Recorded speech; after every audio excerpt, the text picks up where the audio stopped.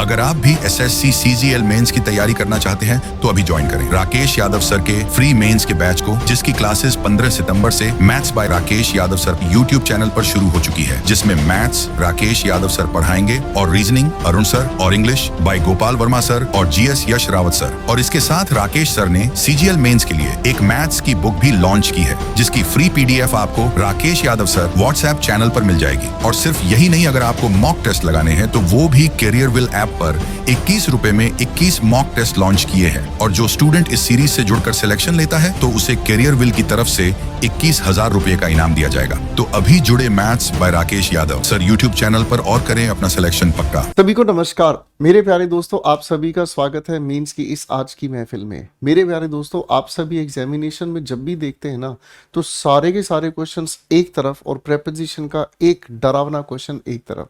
तो प्रेपोजिशन को लेकर हमें गहराई से तैयार होना होगा और उसके अच्छे खूबसूरत हर लेवल के क्वेश्चंस पर आप लोगों के साथ मिलकर मेहनत करनी होगी। तुषार दोबारा से ले, रिफ्लेक्शन आ गया। मेरे प्यारे दोस्तों, आप सभी को नमस्कार, आप सभी का स्वागत है मेंस की इस प्यार भरी महफिल में। मेरे बच्चों, आप सभी लोग जानते हैं कि पूरे के पूरे पेपर के सारे क्वेश्चंस एक तरफ और प्रेपोजिशन का क्वेश्चन एक तरफ। प्रेपोजिशन को लेकर हमें ज़्यादा ध्यान रखना होता है क्योंकि प्रेपोजिशन अधिकतर स्टूडेंट्स हिंदी के माध्यम से ही अटेम्प्ट करते हैं, जबकि पेपर कई तरह से आपको परेशान करता है। पेपर के परेशान करने के कई सारे लेवल्स हैं। अगर हम प्रेपोजिशन की बात करते हैं तो प्रेपोजिशन को लेकर एक बच्चे को बहुत सारी चीजों को तैयार करना होता है, जिसमें सबसे पहली बात है जनरल प्रेपोजिशन। आज की जो हमारी क्लास होगी इसमें हम जनरल प्रेपोजिशन के साथ तो बात करेंगे ही, कहीं कहीं हम लोगों को फिक्स्ड प्रेपोजिशन के क्वेश्चंस पर भी काम करना होगा, यानी कि कुछ शब्दों के साथ प्रेपोजिशन हमेशा जो फिक्स आती है हमें उन पर फोकस करना होगा। वो कौन से शब्द है, वो कौन सी प्रेपोजिशन है जो उनके साथ हमेशा फिक्स रहती हैं। और कभी कभी इसी माहौल में हमें ये भी देखने को मिलता है कि किसी भी शब्द, वो शब्द अपने आप में मेरे बच्चों नाउन या एडजेक्टिव कुछ भी हो सकता है, इसके साथ एक नहीं एक से ज्यादा प्रेपोजिशन आती हैं और दोनों बार या दो से ज्यादा भी आ सकती हैं। हर बार इसका अपना एक डिफरेंट मीनिंग बन जाता है, यानी कि एक डिफरेंट सेंस ये कन्वे करते हैं। तो प्रेपोजिशन एक बहुत खूबसूरत एरिया है। इसी से हम लोगों को मेरे प्यारे दोस्तों फ्रेजल वर्ब के क्वेश्चंस भी देखने को मिल जाते हैं। और फ्रेजल वर्ब के अलावा अगर हम बात करते हैं तो इन्हीं के अंदर हम लोगों को जो आज के समय की सबसे ज्यादा डिमांड है, सुपरफ्लोस यूसेज ऑफ प्रेपोजिशन। ठीक है ना, सुपरफ्लोस यूसेज ऑफ प्रेपोजिशन, यानी कि हमें लिखे हुए वाक्य में प्रेपोजिशन की ज़रूरत ही नहीं है, लेकिन फिर भी हिंदी के आधार पर क्वेश्चन को पढ़ने की वजह से हम प्रेपोजिशन ज़बरदस्ती लिख आते हैं या लिखे हुए प्रेपोजिशन को ठीक मानते हैं। तो यही है वो प्यारी खूबसूरत चीज़ जिन चीज़ों पर अब हमें धीरे धीरे आप लोगों को तैयार करना है। ठीक है दोस्तों, तो आइए चलिए पहले कुछ बेसिक्स आप लोगों के साथ रिवाइज में करा देता हूँ जो प्रीलिम्स में आप लोगों ने बहुत खूबसूरत तरीके से समझे हैं।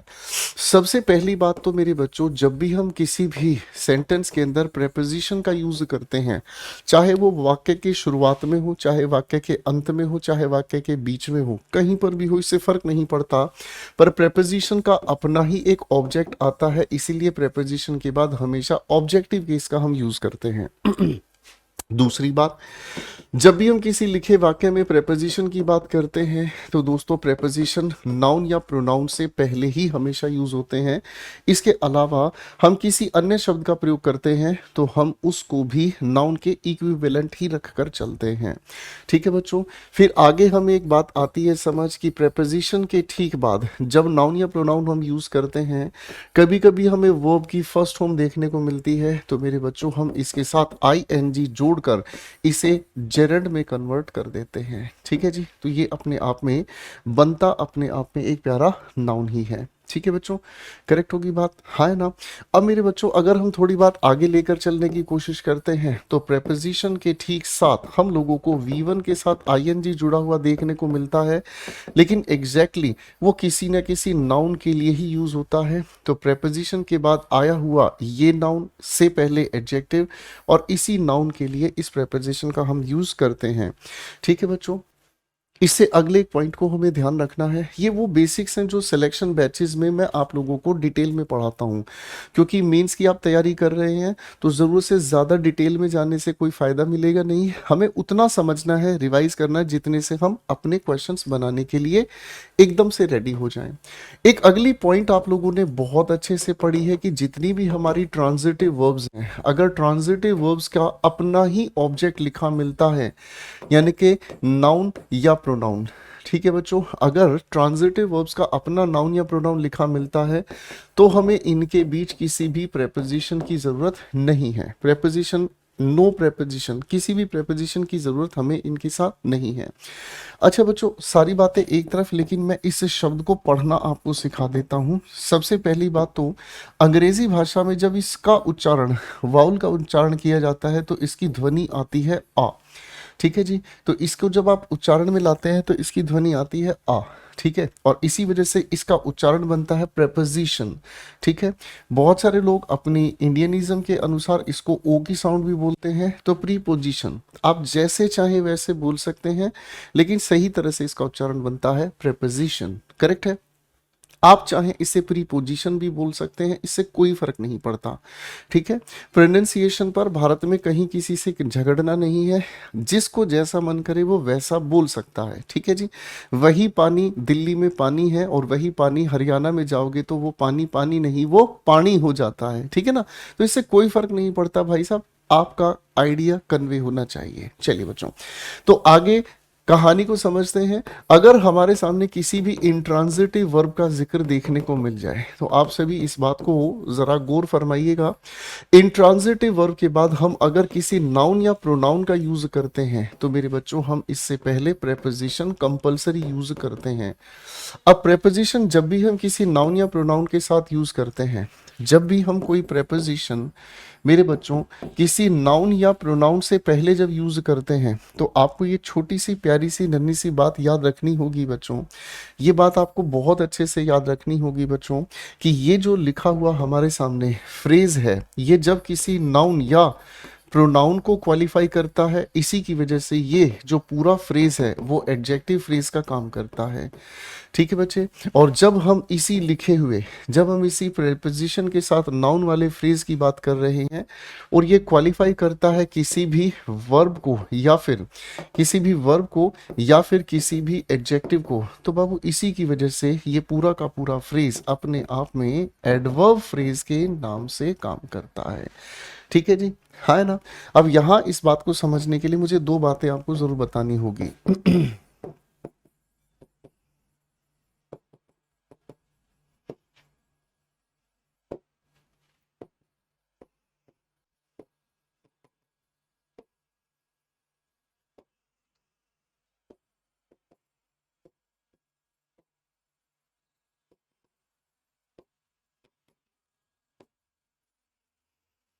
मेरे बच्चों, इन तीनों लिखे हुए वाक्यों को थोड़ा सा ध्यान से समझने का काम करेंगे। ये वाले पॉइंट्स आपको समझने बहुत ज़्यादा ज़रूरी हैं। इन पॉइंट्स के बेसिस पर आपको बहुत सारे क्वेश्चंस बनाने भी आ जाएंगे, उनको टेक्निकल तरीके से पढ़ना भी आप सीख जाएंगे।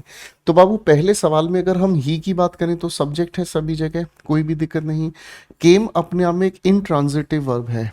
इनट्रांजिटिव वर्ब वो वर्ब होती है जिसके बाद आपको व्हेन, वेयर, हाउ या वाई का आंसर मिलता है, और ट्रांजिटिव वर्ब वो वर्ब होती है जिसके बाद आपको व्हाट या हुम से जवाब मिलता है, ठीक है। आप इन्हें हिंदी में भी पहचान सकते हैं। ट्रांजिटिव वर्ब सकर्मक क्रिया कहलाती है जिसके पास अपना कर्म हो, यानी कि क्या या किसे से जवाब हमें मिल जाए, और जो हमारी अकर्मक यानी कि इनट्रांजिटिव है, इनट्रांजिटिव का आंसर हमें मिलता है कैसे, कहाँ, कब या क्यों से, ठीक है बच्चों। तो भाई, अगर इन ट्रांजिटिव की हम बात कर रहे हैं तो ये इन द रूम, वेयर का आंसर हमें दे रहा है, और बाबू इस प्रेपोजिशन के जरिए रूम को इस केम से रिलेट किया जा रहा है। तो अंडरलाइन किया हुआ ये पार्ट क्योंकि इन ट्रांजिटिव वर्ब को क्वालिफाई कर रहा है, इसीलिए ये एडवर्ब फ्रेज बन गया। आगे सवाल को देखते हैं। He was in the room. Sir इस वॉज को अगर आप ध्यान से देखेंगे तो ये एक लिंकिंग वर्ब है। आगे हमने देखा प्रेपोजिशन के बाद ये लिखा जो ऑब्जेक्ट है, ये प्रेपोजिशन इस रूम से पहले आकर रिलेट इस वॉज को नहीं कर पा रही है। क्यों? क्योंकि लिंकिंग वर्ब के बाद सब्जेक्ट कॉम्प्लीमेंट लिखा हुआ होता है। तो इसका मतलब ये जो पूरा इन द रूम है ना, ये पूरा का पूरा हमें जो रिलेट होता हुआ नजर आ रहा है वो रिलेट कर रहा है इस ही को, यानी कि प्रोनाउन को। इसी वजह से ये पूरा का पूरा फ्रेज एडजेक्टिव फ्रेज बन गया। अगला सवाल लिखा है he was sleeping in the room. तो क्वेश्चन बहुत आसान हो गया बाबू। ही वॉज स्लीपिंग, स्लीपिंग अपने आप में क्या है? इंट्रांजिटिव, वह सो रहा था। इसको किसी ऑब्जेक्ट की जरूरत ही नहीं है, और जब इसको किसी ऑब्जेक्ट की जरूरत नहीं है तो जबरदस्ती इसके पीछे नाउन लगाना है, तो सर फिर हम इस वर्ब का ऑब्जेक्ट नहीं बना पाएंगे रूम को, ये एक प्रेपोजिशन का ऑब्जेक्ट बनाना पड़ा, है ना भाई। तो वह कहाँ सो रहा था? आप कहेंगे सर जी यहाँ पर इस इंट्रांजिटिव को रिलेट करने की कोशिश इस प्रेपोजिशन से की है, इसलिए पूरा का पूरा जो फ्रेज है वो एडवर्ब का काम करता है। तो मेरे प्यारे दोस्तों एक ये छोटा सा वार्म अप है जो प्रेपोजिशन की कहानी के बेसिक्स आप लोगों के सामने क्लियर करता है, करेक्ट है। अब मुझे एक छोटी सी बात आप लोगों को और बतानी है कि ट्रांजिटिव वर्ब के साथ कोई भी प्रेपोजिशन कैसे सुपरफ्लोस होती है अगर उसके बाद नाउन या प्रोनाउन आता है। दो बातें आप लोगों को समझने के लिए सेंटेंस लिख रहा हूं, जरा ध्यान दीजिएगा, ठीक है बच्चे। मैं अगर आपको कहता हूं he talked about his tragedy।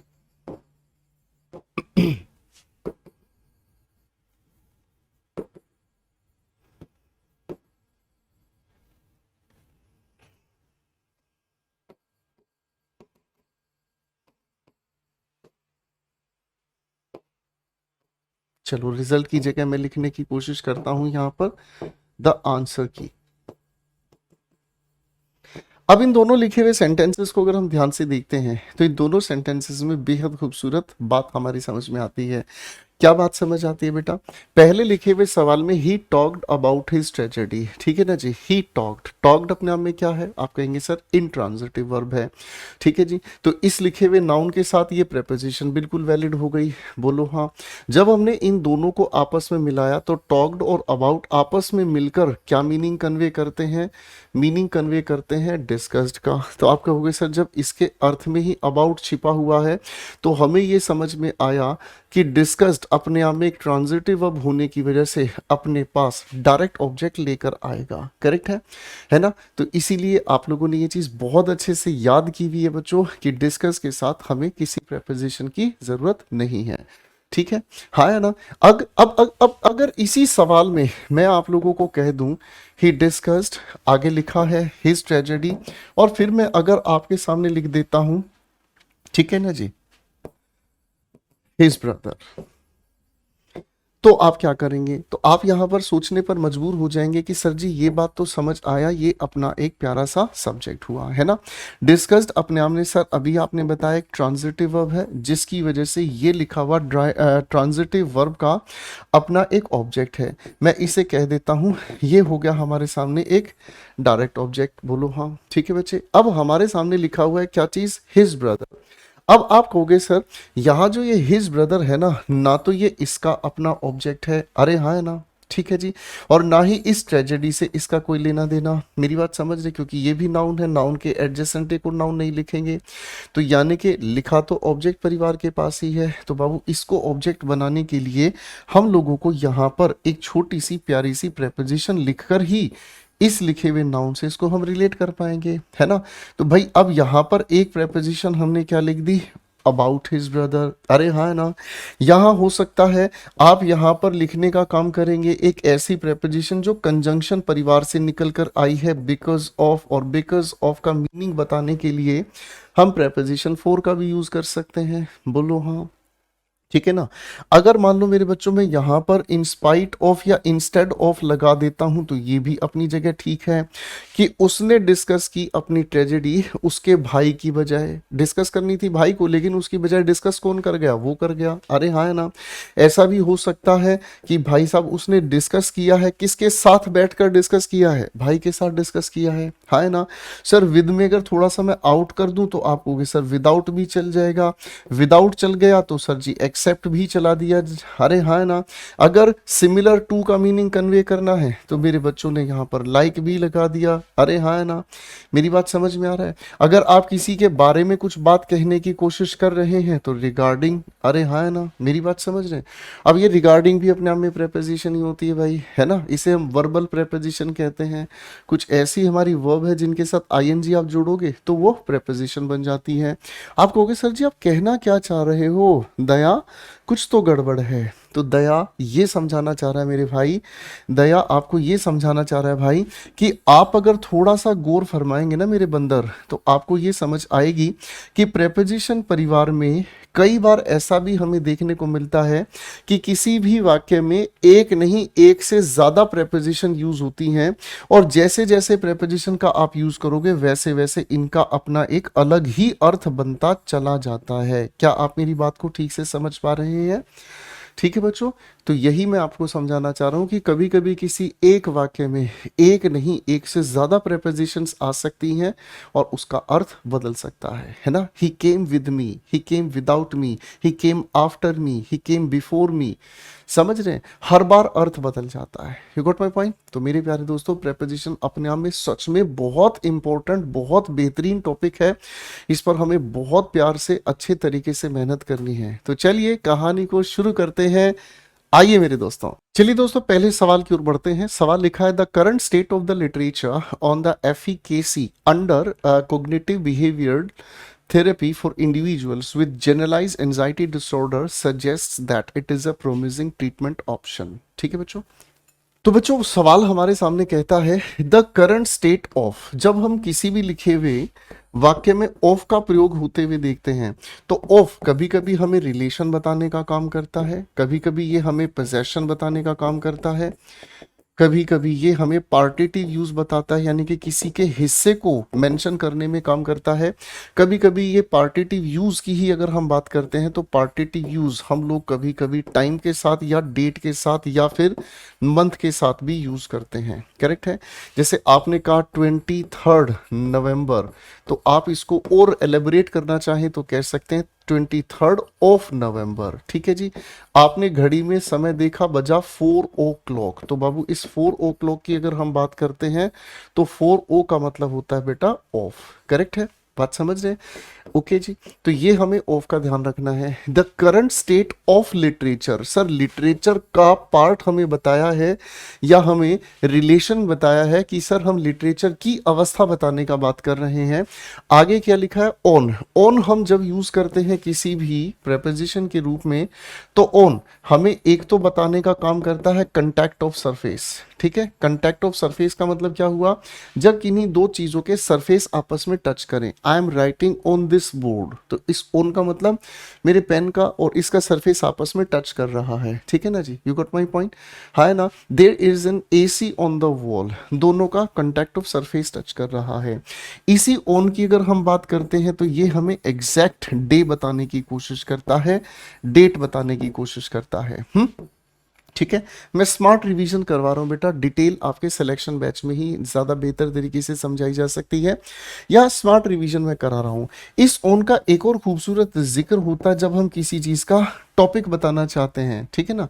मैं अगर आपको कहता हूं आपको मैं कहता हूं जैसे आप अपने दोस्त के पास गए और आपने पूछा अरे यार आज मेंस की कौन सी क्लास थी, मैं देख नहीं पाया। तो आपने कहा today the class was on preposition, topic आपने बता दिया। करेक्ट है भाई? हाँ है ना? तो ये अपनी जगह सही है। एफिकेसी का मतलब होता है एक ऐसी कैपेसिटी, एफिकेसी का मतलब होता है बेटा एक ऐसी कैपेसिटी जो डिजायर्ड रिजल्ट लेकर आ सकती है, जो डिजायर्ड इफेक्ट लेकर आ सकती है, उसे हम एफिकेसी के नाम से जानते हैं। ठीक है दोस्त? आगे लिखा है अंडर कोग्निटिव। जब हमें किसी सेंटेंस में अंडर देखने को मिलता है तो अंडर लेकर आता है कवरिंग सेंस को। ठीक है ना? कवरिंग सेंस को, या फिर किसी चीज के लिए वर्टिकली जो उसके ठीक नीचे हो, इस पॉइंट के एग्जैक्ट नीचे जो है उसे हम वर्टिकली नीचे की बात कहते हैं। तो अंडर कॉग्निटिव बिहेवियरल थेरेपी। ठीक है जी? तो एफिकेसी अंडर, सर ये तो बातचीत में गड़बड़ है। हम एफिकेसी को रिलेट कर रहे हैं किसके साथ? कॉग्निटिव बिहेवियरल थेरेपी के साथ। तो अंडर को हटाकर हमें यहां ऑफ लगाना पड़ा। आगे देखने को मिलता है क्या चीज? Behavioural therapy for individuals. Sir यहाँ फोर की अगर हम बात करते हैं तो फोर के बहुत सारे प्रयोग हमें देखने को मिलते हैं।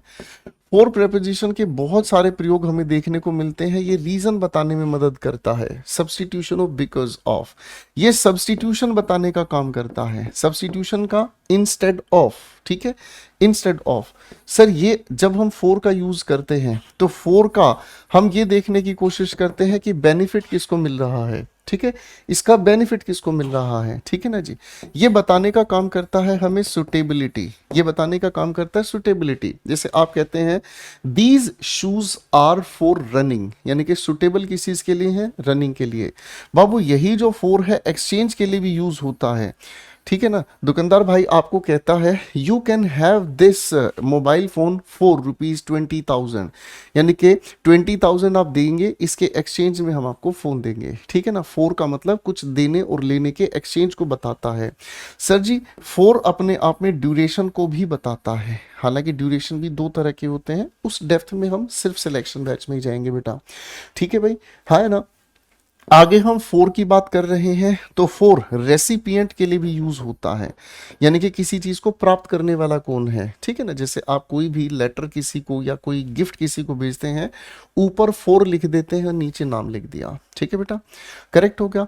अब इसी फोर की अगर हम बात कर रहे हैं तो एक और अर्थ इसका निकल कर आता है, that is called heading to, ठीक है ना। जैसे हेडिंग टू का मतलब होता है आप किस ओर जा रहे हैं, आपने अपनी कोई भी डायरेक्शन फिक्स की है और वहां आप पहुंचना चाह रहे हैं, ठीक है ना। जैसे आपने कहा क्या चीज, my father is living for his office, यानी कि पापा जा रहे हैं किस तरफ, अपने ऑफिस की तरफ, ठीक है ना, यानी कि he is heading to, correct हो गया। तो भाई बहुत सारे ये जो यूसेज हैं फोर के, उस हिसाब से अगर हम समझने का काम करेंगे तो इस बिहेवियरल थेरेपी का इंडिविजुअल्स पर जो हमें देखने को मिलता है क्या, एक तरह का रिसीवर या बेनिफिट देखने को मिलता है। With generalized anxiety, sir with की अगर हम बात करते हैं तो विद के दो यूज आपके पेपर में जरूर पूछे जाते हैं। या तो ये हमें टूल या इंस्ट्रूमेंट के बारे में बताता है, यानी कि जिसके जरूरी है कोई काम किया जाता है। I am writing with a pen, correct है, fine. Open this box with a hammer, ठीक है, इसको किस टूल के सारे खोलेंगे, ठीक है। विद बताने की कोशिश करता है कंपनी, संगत, साथ, ठीक है ना जी। जैसे आपने थोड़ी देर पहले एक वाक्य कहा, ही केम विद मी, संगत, साथ, कंपनी बताने का काम कर रहा है। तो सर यहाँ पर generalize anxiety order suggest that, ये विद अपनी जगह सही है, it is a promising treatment, बाकी का पूरा वाक्य अपनी जगह सही है, सिर्फ वहां अंडर की जगह हमें एक प्यारा सा ऑफ ठीक करना था, ठीक है बच्चों। आइए बच्चों चलते हैं अगले सवाल की ओर। Factorising is of course different from and superior than bill discounting from the point of view of a small company, ठीक है। आइए ध्यान से समझते हैं, यहां लिखा है फैक्टरिंग, ठीक है जी। फैक्टरिंग इज, ये अपनी जगह सब्जेक्ट का काम कर रहा है। ऑफ कोर्स अपने आप में एक एडवर्ब है जिसका मतलब है यस, यानी कि जिसे हम श्योर भी कह देते हैं, एम्फेसाइज कर रहे हैं, ठीक है ना। Okay, factoring is of course different from, बिल्कुल सही जा रहा है बेटा। डिफरेंट के साथ हम हमेशा फ्रॉम का यूज करते हैं, फिक्स प्रेपोजिशन है। आगे लिखा है सुपीरियर के साथ देन, तो सुपीरियर के साथ कंपैरिजन की अगर हम बात करते हैं तो टू का हम प्रयोग करते हैं। ऐसे शब्द आप लोगों ने एडजेक्टिव्स में जरूर पढ़े हैं बेटा। नेक्स्ट की अगर मैं बात करूं, प्रेफर की अगर मैं बात करूं, प्रेफरेबल की अगर मैं बात करूं, ठीक है ना जी। या फिर ऐसे शब्द जिनके अंत में आई ओ आर देखने को मिलते हैं, इनके अंत में हम देन का प्रयोग नहीं करते, ऑफ का प्रयोग नहीं करते। कंपैरिजन के लिए हम इनके साथ प्रेपोजिशन टू का यूज करते हैं। आगे लिखा है bill discounting from the point of view. देखो आप जानते हैं बच्चों, पॉइंट ऑफ व्यू एक फ्रेज है, ठीक है ना। स्मॉल कंपनी से रिलेट करने के लिए ऑफ अपनी जगह सही है। अब थोड़ा सा इसको समझ लेते हैं। देखिए बच्चों, फ्रॉम के साथ हम पेयर बनाकर चलते हैं हमेशा टू का। अब इसके दो कारण हैं। फ्रॉम जो है वो बताने की कोशिश करता है ओरिजिन, उत्पत्ति, या फिर इसी को हम अगर कहना चाहें तो स्टार्टिंग, ठीक है ना जी। टू हमें बताने की कोशिश करता है क्या चीज, टू हमें बताने की कोशिश करता है रेसिपिएंट के बारे में। रेसिपिएंट का मतलब जहां कोई चीज अंत में मिलती है। अब इसी को अगर हम कहने की कोशिश करें तो ये अपने आप में एंडिंग हो गया। आप चिट्ठी लिखते हैं किसी को, आपने ऊपर लिखा टू चंपा, ठीक है, नीचे लिख दिया फ्रॉम चमेली, अरे हाँ ना। तो सर इस लेटर को प्राप्त कौन करेगा, सर ये आया कहाँ से है, ठीक है बच्चे, अरे बोलो हाँ। आपने किसी से वाक्य पूछा वेयर आर यू फ्रॉम, तो आप उस इंसान का ओरिजिन पूछ रहे हैं, ठीक है ना। तो भाई पॉइंट ऑफ व्यू शुरू कहाँ से हुआ, तो इस हिसाब से फ्रॉम अपनी जगह सही काम कर रहा है। बाकी की पूरी बात अपनी जगह सही है बच्चों। ये जो क्विक रिवीजन पॉइंट्स आपको बताए जा रहे हैं इनको जरूर लिख लीजिएगा, एग्जामिनेशन में बहुत मदद करने वाली बातें हैं, ठीक है बच्चे। आइए चलते हैं अगले सवाल की ओर। As a boy Rishabh is very obedient, polite and hard working, but as a student he is always in attentive in study. Question को देखते हैं। एक बॉय की तरह अगर ऋषभ की हम बात करें, इज वेरी ओबीडियंट, बहुत अच्छा आज्ञाकारी है, पोलाइट एंड हार्ड वर्किंग, इस एंड से ये भी एडजेक्टिव, ये भी एडजेक्टिव, ये भी एडजेक्टिव, तीनों एडजेक्टिव हमने यहां पर लिखे हैं, कोई दिक्कत नहीं है। सर यहां जो ये बट लिखा है ना हमारे सामने, ये अपने आप में कंजंक्शन है जो कंट्रास्ट बताता है, ठीक है जी।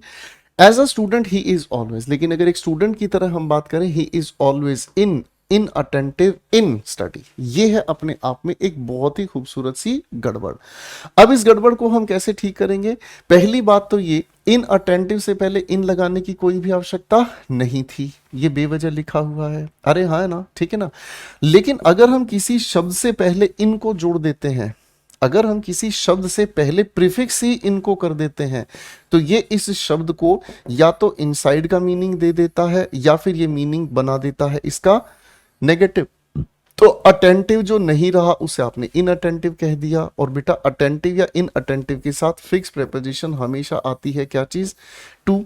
अरे हाँ है ना। अगर मैं आप लोगों को इनअटेंटिव का मीनिंग बता दूं तो इग्नोरेंट टू, मैं अगर कहने की कोशिश करूं ब्लाइंड टू, अगर मैं आप लोगों को कह दूं डेफ टू, तो ये सभी हमारे शब्द हैं जिनके साथ हम टू लगाकर इग्नोर करने वाली फीलिंग लेके चल सकते हैं।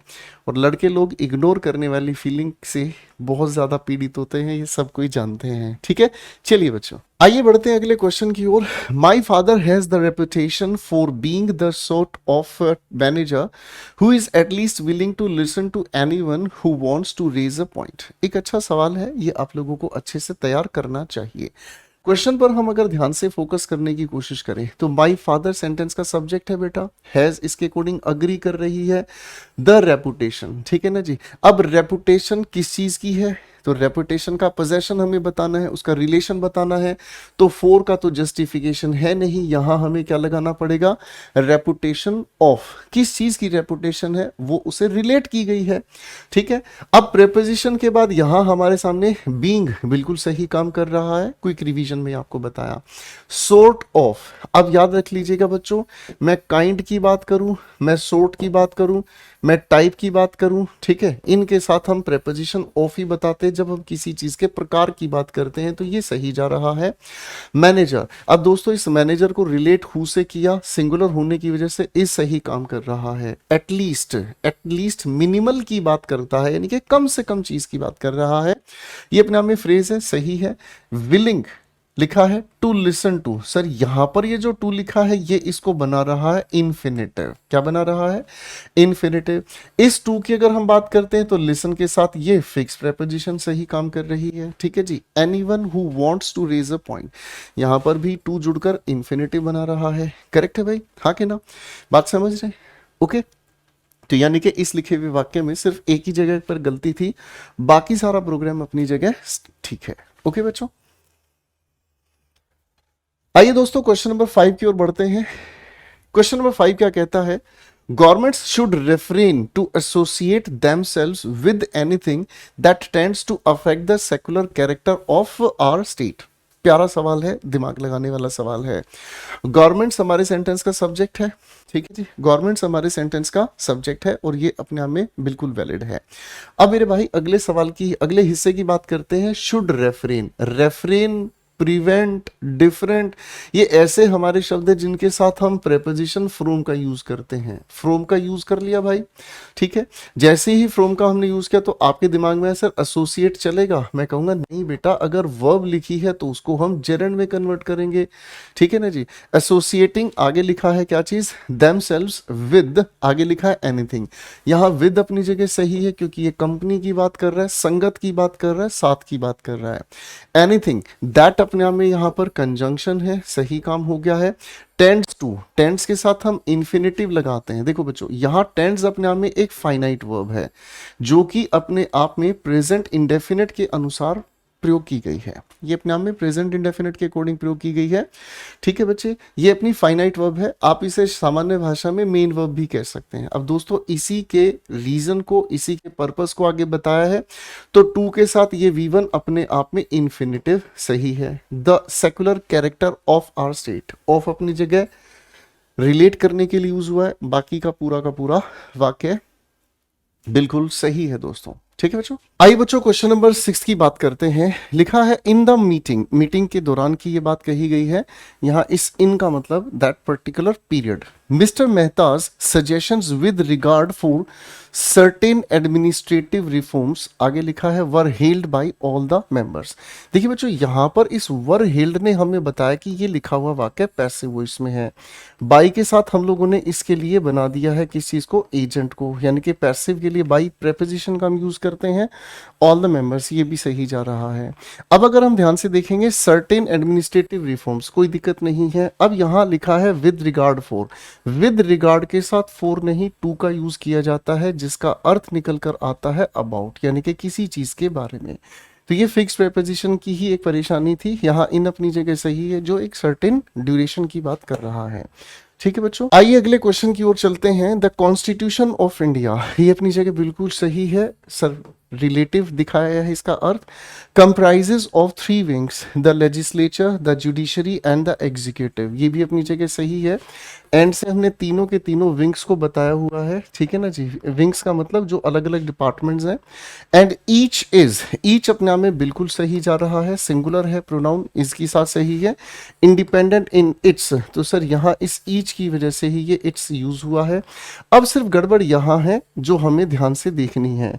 देखिए मेरे बच्चों, अगर मैं कंसिस्ट ऑफ की बात करता हूं तो कंसिस्ट ऑफ के लिए ही हम एक शब्द यूज करते हैं, कंप्राइज। इसीलिए जब इसके मीनिंग में ही पहले से ही ऑफ छिपा है तो हम कंप्राइज के साथ ऑफ नहीं लगाते।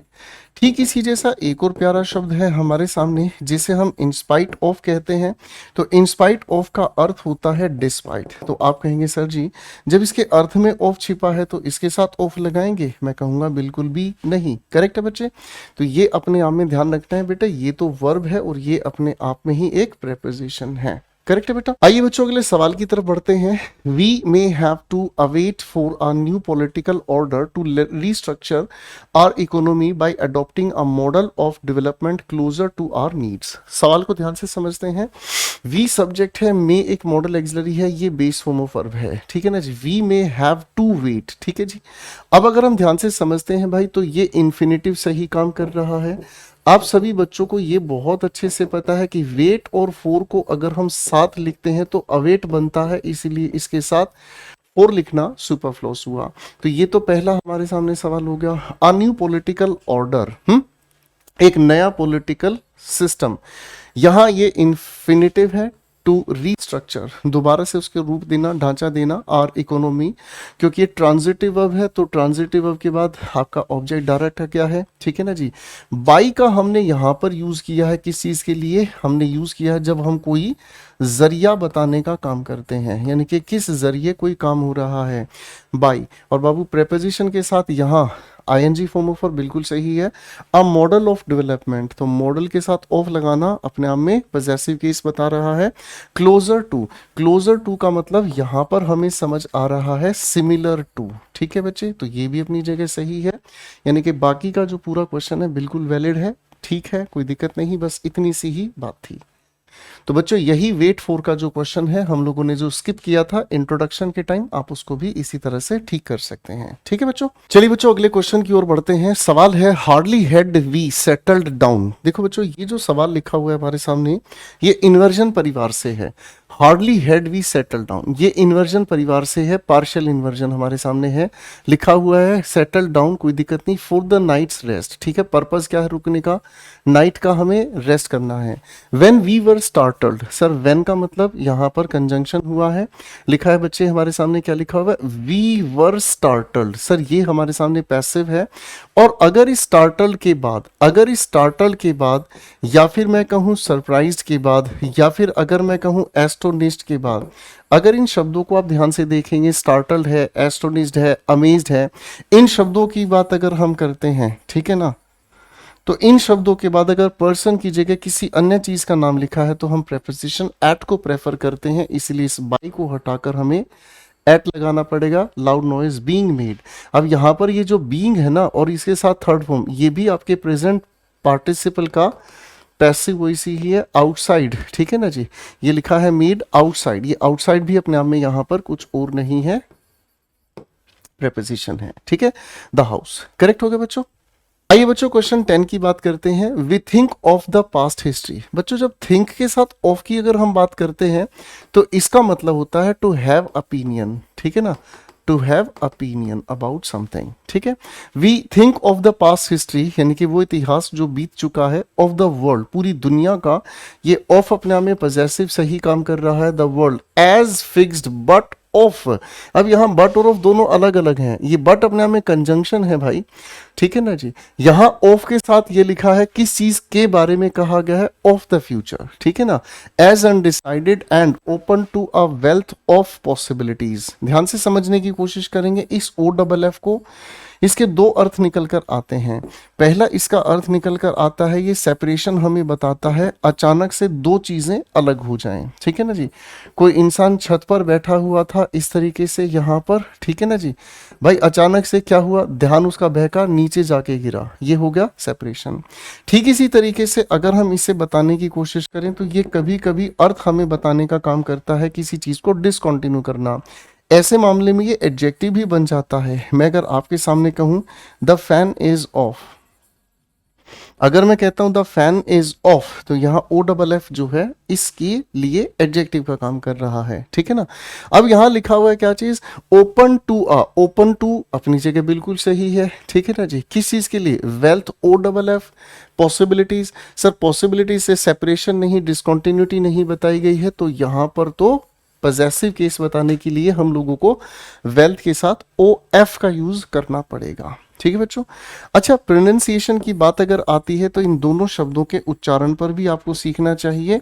इसका उच्चारण कहलाता है आव, जबकि इसका उच्चारण जो अगर हम कहें प्रोनाउंसिएशन तो इसका उच्चारण होता है अंग्रेजी भाषा में ऑफ, ठीक है ना। खैर मैंने जैसा आपको पहले कहा है उच्चारण से कोई फर्क नहीं पड़ता, आपको बस अपना आइडिया कन्वे करना चाहिए, that will be enough for us, ठीक है बच्चों। आइए बच्चों अगले क्वेश्चन नंबर 11 की बात करते हैं। Two border guards patrolling the nearby frontier with the Georgia have also been reported missing from Friday night, ठीक है जी, दो बॉर्डर गार्ड्स हैं भाई, पेट्रोल कर रहे थे वो, ठीक है ना जी। अब इस पेट्रोल का मतलब आप जान लीजिएगा ये आपकी बाइक में डलने वाला तेल है, और ये पेट्रोल अपने आप में सिर्फ एक वर्ब है, जिसका मतलब होता है जब कोई भी अधिकारी किसी ड्यूटी पर क्या है, घूम रहा है, ठीक है ना, तो ये अपने आप में कुछ और नहीं एक वर्ब है। The border guards patrolling the nearby frontier, कहाँ पर घूम रहे हैं भाई, nearby frontier with Georgia, ठीक है, have also been reported, sir ये विद की बात कही गई है तो कंपनी बताने का काम किया गया है, विद जॉर्जिया, करेक्ट है, हाँ है ना। चलिए बच्चों क्वेश्चन नंबर 12 पर काम करते हैं। Though she has aptitude in mathematics, I won't allow her to take it up as a subject of study for the master's degree because I know the labor involved, लिखा है will tell upon her health, ठीक है ना जी। Phrasal verb हमारे सामने है, इसका meaning comment section में जरूर दीजिएगा, ठीक है जी।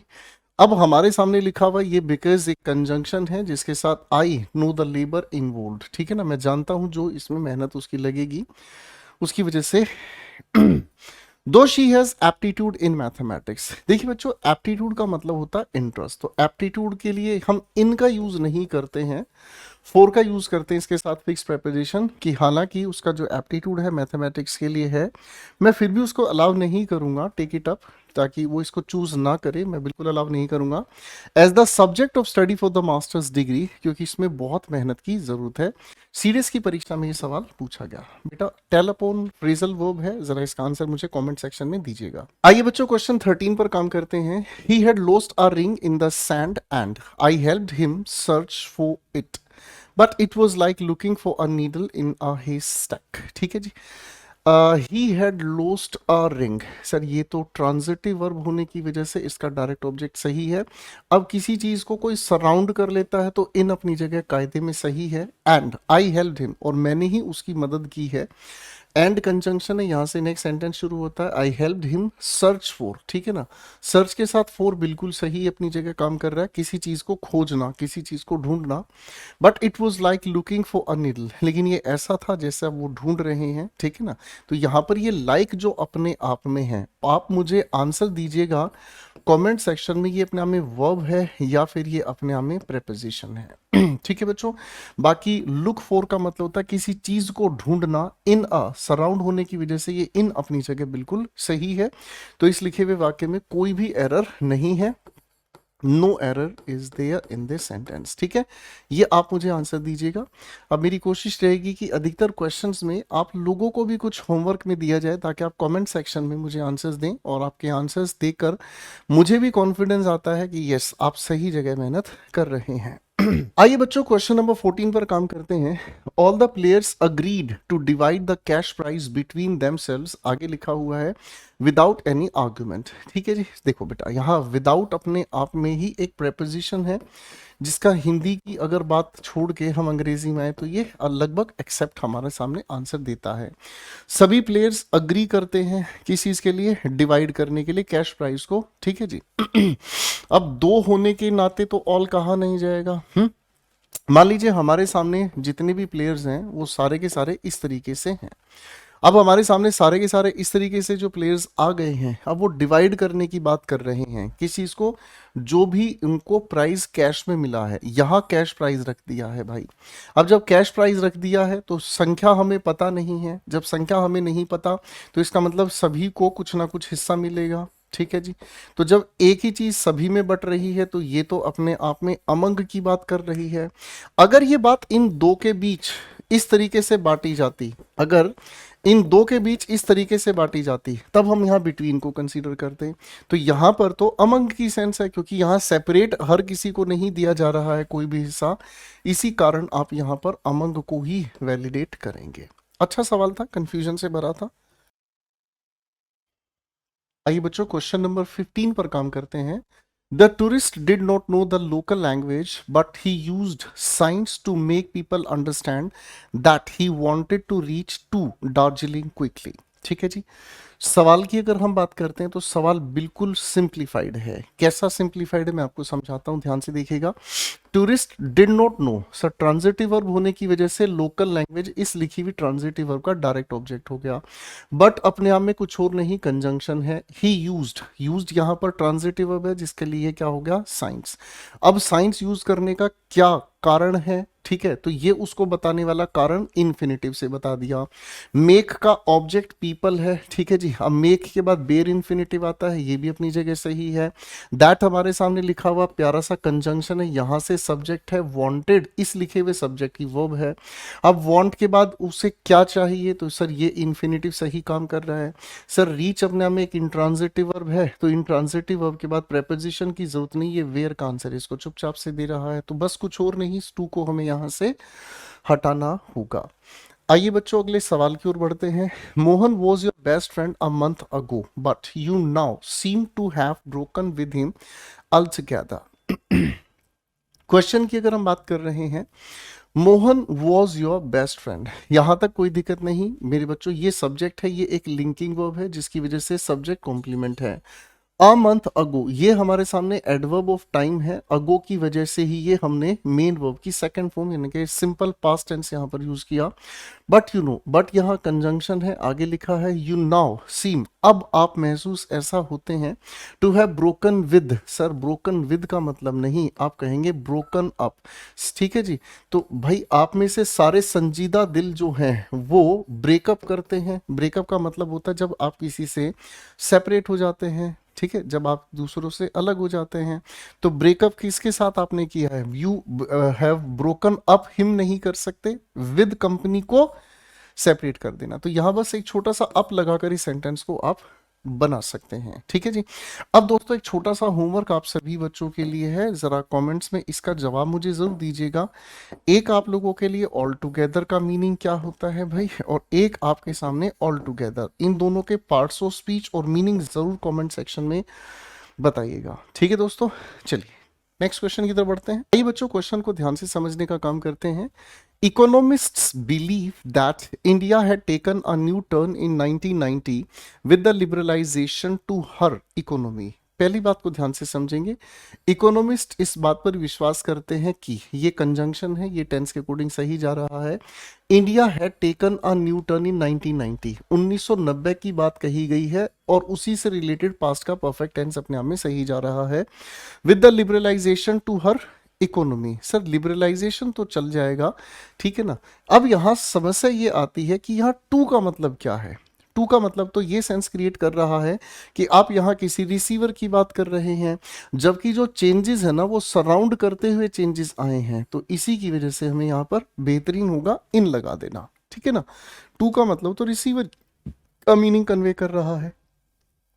आइए बच्चा क्वेश्चन 18 की तरफ काम कर रहे हैं। आइए बच्चों, being apprised with our approach the whole neighbourhood came out to meet the minister. देखिए बच्चों ध्यान से, यहाँ केम आउट अपने आप में इंट्रांजिटिव वर्ब के लिए ये आउट प्रेपोजिशन है, ये अपनी जगह जस्टिफाइड है। बाहर क्यों आए, क्यों का जवाब देने के लिए ये इन्फिनेटिव अपना काम कर रहा है। यहाँ पर ये नाउन नहीं एक एडवर्ब का काम कर रहा है।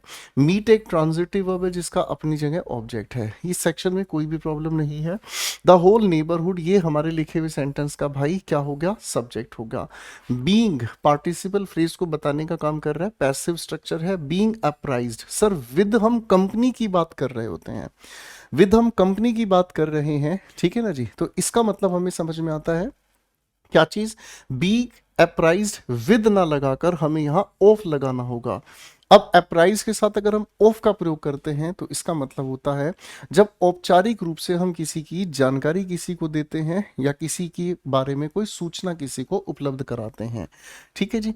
आइए आइए बच्चों अगले क्वेश्चन की ओर आपको लिए चलते हैं। क्वेश्चन हमारे सामने कहता है the effects of female employment. Sir यहाँ फीमेल एम्प्लॉयमेंट का पोजेशन बताने के लिए ऑफ अपनी जगह वैलिड है। ऑन जेंडर इक्वालिटी, यहां लिखा है on gender equality now appeared to be tickling at the next generation. ठीक है ना। एम्प्लॉयमेंट किस चीज के बारे में टॉपिक बताया गया है, जेंडर इनइक्वालिटी, जेंडर इक्वालिटी, ये अपनी जगह सही है। नाउ अपीयर, अब ये महसूस होता है क्या, टू बी ट्रिकलिंग। ट्रिकलिंग का मतलब क्या होता है, ट्रिकलिंग का मतलब होता है जब आप धीरे धीरे चल रहे होते हैं, बहुत कम संख्या में कोई भी काम कर रहे होते हैं। धीरे चलना, धीरे गति में किसी चीज को पाना, बहुत कम संख्या मात्रा में किसी चीज को अचीव करना, इसे हम ट्रिकलिंग कहते हैं। ठीक है जी। अब जब हम ट्रिकलिंग, जैसे अगर मान लीजिए मैं आप सभी के सामने कहता हूं they are trickling into the theatre, ठीक है, they are trickling into the theatre, इसका मतलब धीरे धीरे कम संख्या में वो लोग थिएटर के अंदर एंटर कर रहे हैं। तो भाई यहां पर ट्रिकलिंग के साथ हम लोगों ने at, sir generation specific location नहीं है, स्पेसिफिक टाइम नहीं है, तो एट को हटाकर हम कहां लेकर जाएंगे, डेस्टिनेशन की तरफ लेकर जाएंगे, तो हमें यहां पर टू लगाना पड़ेगा। ठीक है बेटा। आइए बच्चा पार्टी अगले क्वेश्चन की ओर बढ़ते हैं। अगला क्वेश्चन हमें क्या कहता है, आइए दोस्तों अगला क्वेश्चन हमें कहता है सिंस द 15 मिनट्स, मतलब क्योंकि 15 मिनट जो है हमारे सामने, दैट शी ड्राइव्स, जो वो चलाती है, she confesses that she feels like a woman with wings. अच्छा सवाल है, कंफ्यूजन से भरा हुआ सवाल है। अब ध्यान से समझने की कोशिश करना। ये तो आप सभी बच्चों को पता चल ही गया है कि इसके साथ सिंस का लेना देना नहीं है। फिर कुछ बच्चों ने सोचा कि सर यहाँ फोर लगा दें। फोर आप बिल्कुल लगाओ, हमें एतराज नहीं है। फोर को लगाते ही आपको यहाँ पर टेंस भी चेंज करना पड़ेगा। क्यों? क्योंकि सिंस और फोर जब भी किसी सेंटेंस में यूज होते हैं तो वो किसी partial complete, partial, incomplete action को जस्टिफाई करते हैं, यानी कि परफेक्ट कॉन्टिन्यूस को जस्टिफाई करते हैं। तो उस लिहाज से तो ये टेंस भी साथ साथ छेड़ना पड़ेगा, कहानी के अंदर पूरी तरह से परिवर्तन हो जाएगा। मेरी बात समझ रहे हैं? तो अब हमें ये समझ में आता है, कोई इंसान हमें एक सर्टेन ड्यूरेशन बताने का काम कर रहा है और उस ड्यूरेशन में वो इंसान ड्राइव करता है, फिर वो कन्फेस करता है किस बात का, कि वह फील करता है कि एक ऐसी वुमेन है जिसको पंख लगे हुए हैं। तो विद तो कंपनी के लिए सही हो गया, लाइक अपने आप में कुछ और नहीं, एक प्रेपोजिशन है। यहाँ शी का हम कंपैरिजन कर रहे हैं एक ऐसी वुमेन जिसके पास अपने विंग्स हैं, शी कन्फेसेस दैट। यहाँ ये ट्रांजिटिव वर्ब है जिसके पास ये नाउन क्लॉज इसका ऑब्जेक्ट बन गया है। तो आप यहाँ पर बस कुछ और नहीं, सिंस और फॉर दोनों को हटाकर या तो आप यहाँ इन लगा लीजिए या फिर यहाँ पर विद इन लगा लीजिए। समझ रहे हैं? अब इन का मतलब होता है क्या, यानी कि जब उसे 15 ही मिनट होते हैं ना, तो 15 मिनट के आखिरी पलों में वो फील करती है जैसे वो एक ऐसी औरत है जिसको पंख लगे हुए हैं। और इन अगर हम कहते हैं तो इन का मतलब, चलो मैं आपको बता देता हूं, ध्यान से समझिएगा बेटा इस चीज को। मैंने आपको कहा विद इन टाइम, ठीक है, फिर मैंने आपको कहा इन टाइम। इन दोनों में बिल्कुल सामान्य फर्क होता है, आपको पता होना चाहिए। जब विद इन टाइम की हम बात कर रहे हैं तो इसका मतलब हमें समझ में आता है, मान लीजिए एक समय की स्टार्टिंग हमारे सामने यहाँ पर दी है और समय का जो एंड है वो ये हमारे पास दिया हुआ है। तो इन विद इन टाइम का मतलब है स्टार्टिंग से लेकर एंडिंग तक के बीच में कहीं पर भी आप कोई भी काम कर सकते हैं। विद इन टाइम जो आपको ड्यूरेशन दी है, कहीं पर भी समय के शुरू और अंत के बीच कहीं पर भी आप करो, कोई दिक्कत नहीं। इनकी जब अब हम बात कर रहे होते हैं तो इनका मतलब स्टार्टिंग यहाँ है, एंड यहाँ है। तो शुरुआत के पलों में कोई दिक्कत नहीं है, जहां ये खत्म होने वाला है सिर्फ उसी की बात कही जाती है इन टाइम से। ठीक है जी, करेक्ट है, फाइन। इन टाइम का मतलब हमें समझ में आता है जहां समय खत्म हो रहा है उससे ठीक पहले। ठीक है बच्चे, अगर हम ऑन टाइम की बात कर रहे हैं तो ऑन टाइम में ड्यूरेशन नहीं बताया जाता, आप एग्जैक्ट टाइम बताने का काम करेंगे। ऑन टाइम में आप बताने का काम करेंगे एग्जैक्ट टाइम। ठीक है ना जी, अगर आप किसी को कहते हैं आप मुझे ऑन टाइम मिलना, तो जो आपने टाइम दिया अगर 9:30 तो 9:30 ही मुलाकात होगी। ठीक है बेटा, आइए बच्चों अगले सवाल की ओर बढ़ते हैं। ये एक बहुत पुराना ट्रेडिशनल क्वेश्चन है, CHSL 2021 में पूछा है। I did not want to listen to him, मैं नहीं चाहता, क्या नहीं चाहता, टू लिसन, सुनना, किसको, टू हिम। लिसन के साथ फिक्स प्रेपोजिशन टू का आप यूज करते ही हैं, इसमें तो कोई दो राय नहीं है। बट ही वॉज अडैमेंट, वह बहुत जिद्दी था, किस बात का, एंड डिस्कस्ड अबाउट। अब यही ही कि जो हमारे सामने वर्ब यहाँ पर है, इसी ही की वर्ब यहाँ है। डिस्कस का मतलब टॉक अबाउट होता है, इसी वजह से बस इसको हटाना है। ये एक सुपरफ्लूअस क्वेश्चन हमारे सामने आ गया है। ठीक है बच्चा पार्टी, चलिए भाई आइए अगले क्वेश्चन की ओर बढ़ते हैं। अगला क्वेश्चन क्या कहता है, देखिए बहुत खूबसूरत सवाल हमारे सामने आता है। When I asked the guest, जब मैंने गेस्ट से पूछा what she liked to drink, she replied that she preferred coffee much more than tea. अच्छा सवाल है, परेशान करने वाला। When I asked the guest, sir ask transitive verb है, इसका डायरेक्ट ऑब्जेक्ट है, कोई प्रेपोजिशन की जरूरत नहीं है। What she would like to drink, ठीक है ना जी, like अगर would के साथ कहा जाता है, ये अपनी चॉइस बताने के लिए यूज किया जाता है। ठीक है ना जी, अरे हाँ है ना, ठीक है ना जी। पहले इन दोनों सेंटेंसेस के थोड़े से हाव भाव को समझते हैं बेटा। यहां लिखा है I to drink, I to drink, इस वांट का मतलब क्या हुआ, यानी कि ये उस इंसान की अपनी खुद की इच्छा है। ठीक है ना जी, दिली इच्छा है कि भाई मैं पीऊं, शराब पीने वाले इंसान की दिली इच्छा है कि मैं पीऊं, आई वांट टू ड्रिंक। ठीक है जी, यहां लिखा है आई हैव टू ड्रिंक। आप किसी ऐसी पार्टी में गए, यूं तो आप शराब वगैरह नहीं पीते, यूं तो आप शराब वगैरह नहीं पीते, लेकिन आप ऐसी एक पार्टी में गए जहां आपके सारे सीनियर ऑफिसर्स हैं, वहां जाकर आपको मजबूरी है, आपको वहां पीना पड़ता है। तो यहां पर क्या हो गई, आपने कह दिया सर हमने एक मजबूरी देख ली इसलिए हमने आई हैव टू ड्रिंक कर दिया। यानी कि किसी भी लिखी हुई वर्ब के साथ हम इन्फिनेटिव लगाते हैं ना, तो उसका अपना एक खास अर्थ बनता है। तो बेटा यहाँ I would like to drink, यानी कि यहाँ उसने अपनी पसंद बताई। अगर वांट की जगह अगर मैं लाइक की बात कर रहा हूं तो ये होगी उस इंसान की अपनी पसंद। ठीक है ना जी, करेक्ट है। आगे लिखा है शी रिप्लाइड दैट, तो शी रिप्लाइड के बाद ये ट्रांजिटिव हुआ, यहां से नाउन क्लॉज शुरू हुआ, शी प्रेफर्ड कॉफी। ठीक है जी, अब सर कॉफी का कंपैरिजन आप किससे कर रहे हैं, टी से कर रहे हैं, तो देन को हटाकर आप टू लिखेंगे। मोर और मच की इनकी भी हमें जरूरत नहीं है, सिंपल क्वेश्चन हो गया। ठीक है ना जी, करेक्ट है, इजी था। आइए भाई अगले क्वेश्चन पे आते हैं, क्वेश्चन 23 पर आ जाओ। अच्छा चलो बेटा, इसी क्वेश्चन से एक सवाल मेरे मन में आया जो मैं आप लोगों को दे रहा हूं, आप इसे कमेंट सेक्शन में जरूर करिएगा, ठीक है ना।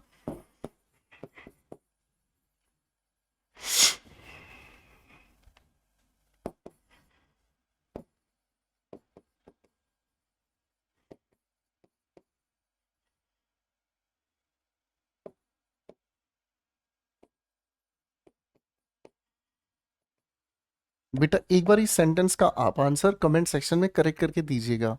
आप इसका आंसर बनाएंगे तो बहुत प्यारी चीजें आपको सीखने को मिलेंगी, ठीक है बच्चे। आइए बच्चों चलते हैं अगले सवाल की ओर। क्वेश्चन कहता है, Gandhi ji always regretted. Sir Gandhi ji को हमेशा इस बात का पछतावा था। बात समझ रहे हैं, किस चीज का पछतावा था।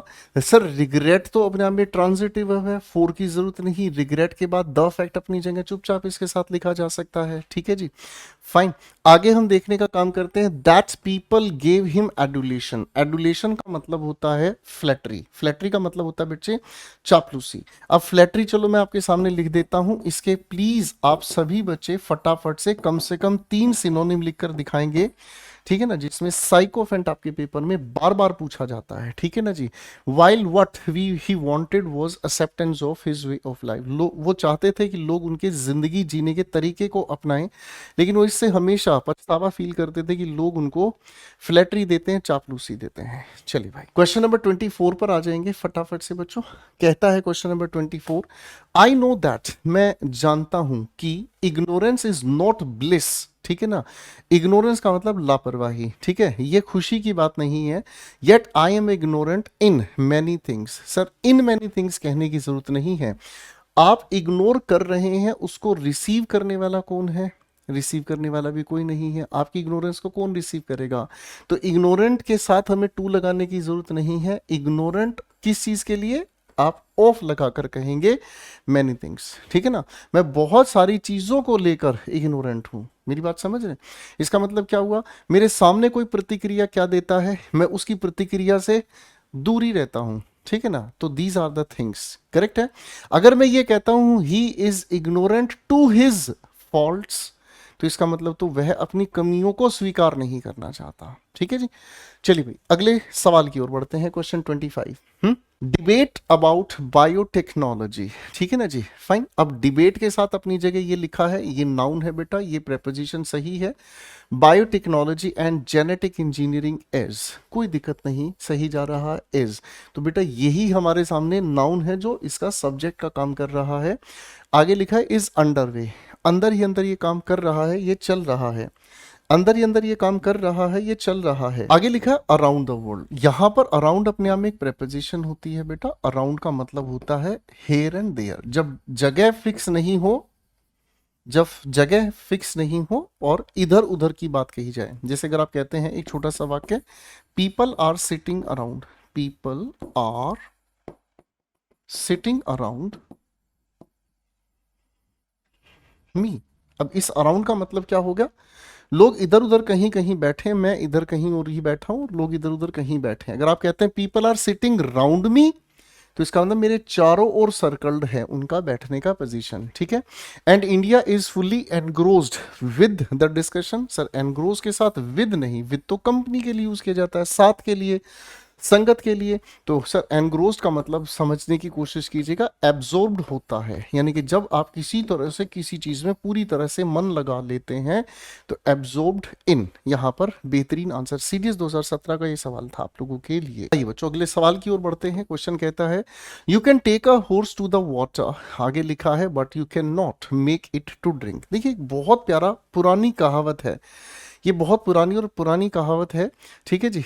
और मैं एक्चुअल तो इस बारे में श्योर नहीं हूँ, लेकिन जहाँ तक मुझे याद है when I was a teacher in a school, तो जब बीएड हम कर रहे थे तब हमें किसी टीचर ने ये बात कही थी कि आप किसी ऊंट को, ठीक है, या किसी घोड़े को तालाब तक तो लेकर आ सकते हो, लेकिन पानी वो पिएगा अपनी इच्छा होगी तभी, आप उसे जबरदस्ती पानी नहीं पिला सकते, ठीक है जी। तो ये वही है सवाल, उसी कॉन्टेक्स्ट में कहा गया है कि आप किसी भी घोड़े को टू डेस्टिनेशन बताने के लिए सही हो गया द वाटर, वाटर का मतलब दैट वाटर सोर्स, पोंड है, रिवर है, कहीं पर भी कंजंक्शन बट आ गया, यू कैन नॉट, आप नहीं कर सकते हैं, make it to drink, sir make के बाद हमें बेयर इन्फिनिटिव की जरूरत होती है, ठीक है जी, तो यहाँ टू लगाने की जरूरत नहीं है मेरे बच्चों, ठीक है। आइए भाई क्वेश्चन 27 पर काम करते हैं। At night lying sleepless he considered sending messengers besides the country secretly in search of his friend. अच्छा सवाल है। अब इस लिखे हुए सवाल पे अगर हम बात करते हैं, एट नाइट स्पेसिफिक रात है, ठीक है ना, I go for walk, I go for a walk at night, यानी कि ये होगी रात कौन सी मेरे बच्चों, जनरल रात, ठीक है ना। लेकिन अगर इसी को हम किसी स्पेसिफिक ड्यूरेशन के साथ जोड़ दें, यानी कि ये हो गई हमारे सामने स्पेसिफिक ड्यूरेशन जहां पर कोई घटना घटी है, ठीक है ना। I saw the murderer, I saw the murderer, ठीक है जी, ठीक लिखा ना मर्डरर की spelling, okay. I saw the murderer in the night, इसका मतलब क्या हुआ, मैं उस रात की बात कर रहा हूं जिस रात मैंने इस इंसान को देखा, ठीक है भाई। आगे लिखा है एट नाइट लाइंग स्लीपनेस, भाई बेचैन रात वो पड़ा रहा, उसने समझा सोचा, सेंडिंग मैसेंजर्स, उसने मैसेंजर्स को भेजने का सोचा, बिसाइड्स द कंट्री। अब ध्यान से समझने की कोशिश करना, एक चॉइस हमारे सामने बिसाइड है, बिसाइड का अर्थ होता है बाय द साइड ऑफ, ठीक है जी, बिसाइड का मतलब होता है बाय द साइड ऑफ, यहां एक इंसान खड़ा है, आप भाई उसके नजदीक जाकर खड़े होगे, बिसाइड हो गया, कोई दिक्कत नहीं। जब बिसाइड्स की हम बात कर रहे हैं तो बिसाइड्स का मतलब हमें समझ में आता है इन एडिशन टू, जब आप किसी चीज में कोई और इंफॉर्मेशन ऐड कर रहे हैं तो ये बिसाइड्स हमारे सामने हो गया। अब बिसाइड्स के अलावा अगर हम बात कर रहे हैं बियॉन्ड की, तो बियॉन्ड का मतलब जितना आपको दिखाई दे रहा है उससे परे, ठीक है ना जी, ओके। बियॉन्ड का मतलब क्या होगा, जितना आपको दिखाई दिया जा रहा है या दिखाई आपको दे रहा है उससे परे की आप बात कर रहे हैं। अब ध्यान से समझो बेटा, मैं अगर बिसाइड्स की बात कर रहा हूं तो इन एडिशन टू की सेंस गलत हो गई, ठीक है जी। अगर बिसाइड की मैं बात कर रहा हूं तो जो कंट्री है उसके बगल वाली कंट्री की बात कही है, लेकिन ये जस्टिफाइड नहीं है, सेंस यहां जस्टिफाइड नहीं है।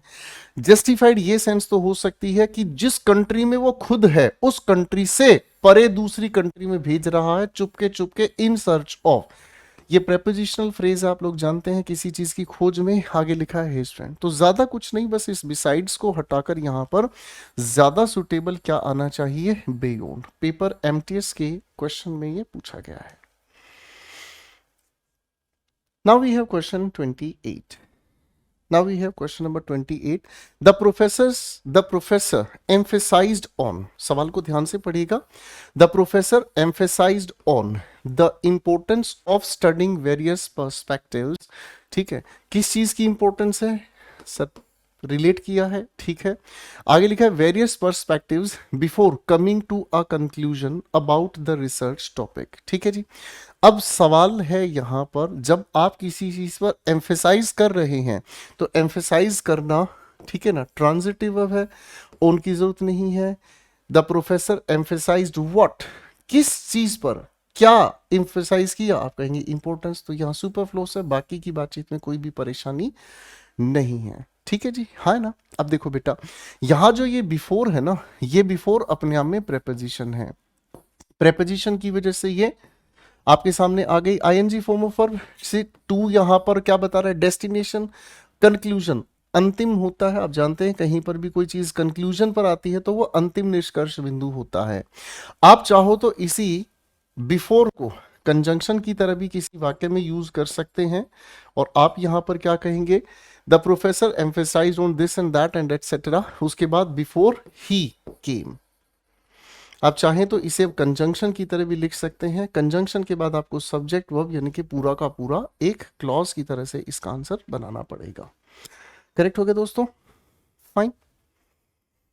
क्वेश्चन 29 पर हम चलते हैं दोस्तों, क्या कहता है, they were hesitant in accepting the proposal due to concerns. देखिए बच्चों, इस ड्यू टू की अगर हम बात कर रहे हैं ना, तो ड्यू टू का आप शाब्दिक अर्थ समझिएगा बिकॉज ऑफ, बिकॉज ऑफ अपने आप में बताने का काम करता है रीजन, ठीक है ना। मैं अगर आपके सामने कहता हूं he came late because he was ill, अगर इसी बिकॉज को इस पूरे वाक्य के साथ, अगर मेरे बाबू इस बिकॉज के साथ मैं ऑफ लगा देता हूं, तो इस ऑफ को देखते ही आप समझ लीजिएगा ये तो कंजंक्शन रहा, ये प्रेपोजिशन हमारे सामने हुआ, तो ये पूरी कहानी हटकर आप यहाँ इसको बना देंगे क्या चीज, एक नाउन फ्रेज। करेक्ट हो गया भाई। तो ड्यू टू तो अपनी जगह बिल्कुल सही जा रहा है कायदे से, ठीक है ना जी। The proposal due to concerns, अब रिगार्डिंग अपने आप में पार्ट्स ऑफ स्पीच के अनुसार प्रेपोजिशन है, ठीक है जी। द पोटेंशियल, ये आप लोगों को इसलिए भी ध्यान रखना चाहिए, कई बार आपको को कोई शब्द आइडेंटिफिकेशन के लिए फंसाने के लिए दिया जा सकता है। Regarding the potential risks associated with अपनी जगह बिल्कुल सही काम कर रहा है, ये फिक्स्ड प्रेपोजिशन है इसके साथ। अब यहां हेजिटेंट इन एक्सेप्टिंग अपनी जगह गलत है, ठीक है ना जी।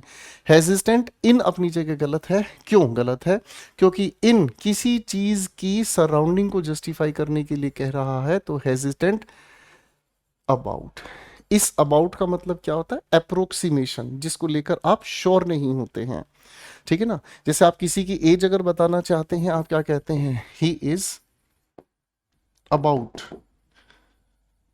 अराउंड 30, यानी कि उसकी एज अप्रोक्स कितनी है, दोनों का एक ही अर्थ है बेटा, 30, ठीक है।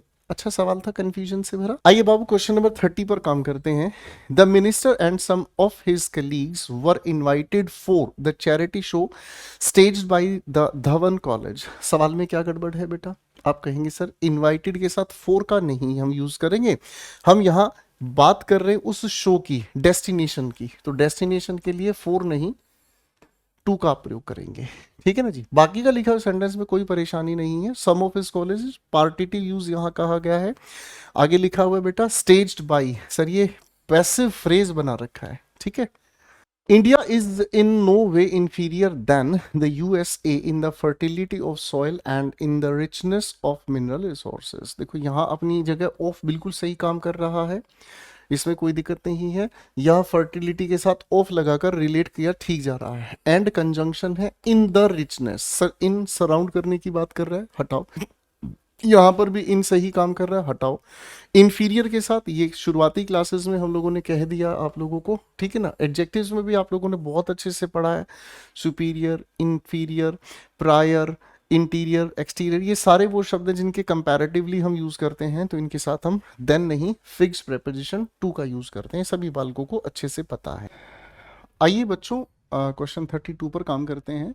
आई have been working on the problem from a long time, आगे लिखा है, but I am still not able to solve it. देखिए ये तो आपके सामने इन्फिनिटिव है, कोई दिक्कत नहीं। एम स्टिल, स्टिल एक ऐसी एडवर्ब है जो कॉन्टिन्यूस टेंस के लिए यूज होती है, सिंपल प्रेजेंट के लिए यूज होती है, ये है इसका सब्जेक्ट। आई हैव बीन वर्किंग, अब सर परफेक्ट कॉन्टिन्यूस टेंसेस में हम लोग बहुत अच्छे से जानते हैं सिंस या फोर का यूज करते हैं, और जहां पर अ लॉन्ग टाइम की बात कही जाती है जो इंडेफिनेट ड्यूरेशन को रिफ्लेक्ट करता है, उसके लिए हम सिर्फ और सिर्फ फोर का ही यूज करते हैं, ठीक है बेटा।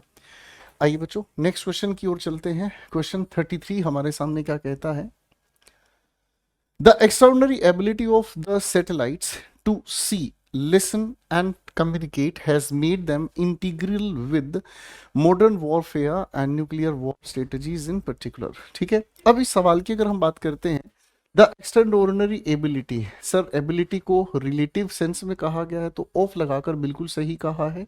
ये हमारे सामने इन्फिनिटिव है। Listen and communicate has made them integral to, sir यहाँ पर इंटीग्रिकल के साथ हम विद लगाने की जरूरत नहीं मानते हैं, समझिएगा। ये अपने आप में एक ऐसी प्रेपोजिशन है जो फिक्स है, ठीक है ना। तो इंटीग्रल के साथ विद नहीं, इंटीग्रल के साथ हम टू का यूज करते हैं, यानी कि जिसका मतलब होता है essential to, necessary for, vital part of, या that can not be avoided at all, ठीक है जी। तो इसके साथ हम लोगों को बहुत सटीक तरीके से सोचकर ही चलना पड़ेगा। आगे लिखा है modern warfare and nuclear war strategies in particular, ठीक है। तो इसमें तो कोई दिक्कत नहीं है। बाकी क्वेश्चन ये बेटा सीरियस के सवाल उठाया गया था। क्वेश्चन 34 हमारे सामने आता है, आई एम गोइंग देयर, मैं वहां जा रहा हूं, बाई ट्रेन जी, किसी भी मोड ऑफ ट्रांसपोर्ट की बात कही जाए तो अपनी जगह बाई सही यूज हुआ। However I have to complete some distance of my journey by foot as well. बेटा मोड ऑफ ट्रांसपोर्ट के लिए हम बाई का यूज करते हैं जब भी हम कोई भी यातायात के साधन की अगर हम बात करते हैं, ठीक है जी, है ना।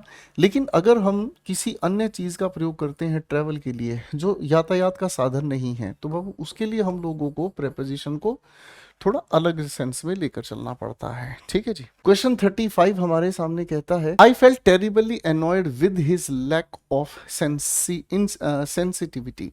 देखो बच्चों, अगर हम समझने की कोशिश करते हैं, आई फेल्ट टेरिबल ये तो एडवर्ब है, आगे लिखा है एनॉयड है, एनॉयड यहाँ पर एडजेक्टिव है। अब हम किसकी बात कर रहे हैं, हिज लैक ऑफ सेंसिटिविटी, यानी कि वो इंसान जो है ना सहनशीलता नहीं रखता, चीज़ों को समझता नहीं है। तो यहाँ विद की हम तब बात करते हैं जब पर्सन है, अब पर्सन यहाँ पर है नहीं, तो यहाँ पर हम लोगों को प्रेपोजिशन लगाकर चलनी होगी एनॉयड ओवर, यानी कि किस वजह से, that was the reason of the worry, किस वजह से आप अपसेट हैं। इसका एनॉयड ओवर का मतलब होता है to be irritated about something, ठीक है ना, to be irritated about something, correct है।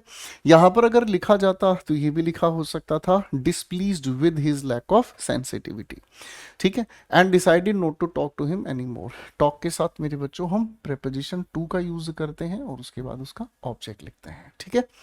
तो ये फिक्स प्रेपोजिशन का एक सवाल था हमारे सामने। क्वेश्चन 36 पर काम करते हैं बेटा, क्या कहता है, ठीक है। Mr Smith was accuse for murder but the court found him not guilty and acquitted him year, ठीक है जी। अब यहां हमारे सामने लिखा हुआ है Mr Smith was accused, for नहीं ऑफ का हम यूज करते हैं। अब आप लोगों के लिए एक छोटा सा सवाल है, ठीक है ना, मैंने आपके सामने सवाल लिखा, ही एक्यूज्ड ब्लैंक,